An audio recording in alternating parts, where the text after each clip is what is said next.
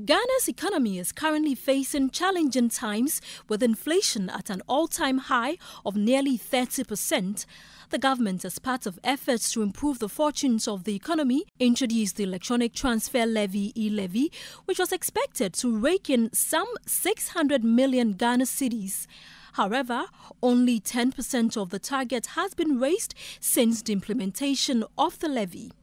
After the e-levy failed to bring in the expected revenue, the government has been advised to seek other means of raising money. Theo Shiruvu is the regional lead for Africa and the Middle East Government Partnership, and he says revenue leakages in the country can be prevented by ensuring that all companies disclose data on the beneficiary owners. Beneficial transparency is important because this is how you are able to find out who is actually doing business with government, how they are getting these contracts, and make sure that it limits and reduces the amount of corruption, fraud, and illicit financial flows. So it brings back money into the public purse so that money can be invested into schools, into education, into healthcare centers, and making sure that citizens get the services that they need.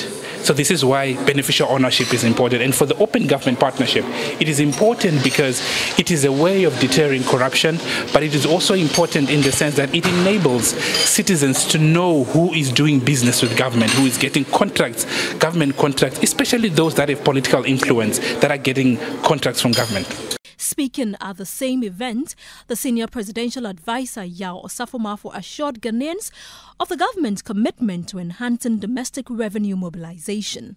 Emphasizing the critical role of domestic revenue mobilization and sustained efforts by government to reduce corruption through policy and legislative forms to contribute to the achievement of sustainable development goals. The 2015 Addis Ababa Action Agenda on Financing for Development, for instance, emphasized that mobilization and effective use of domestic resources are central to our common pursuit of sustainable development. You cannot talk about development without enhancing domestic revenue mobilization.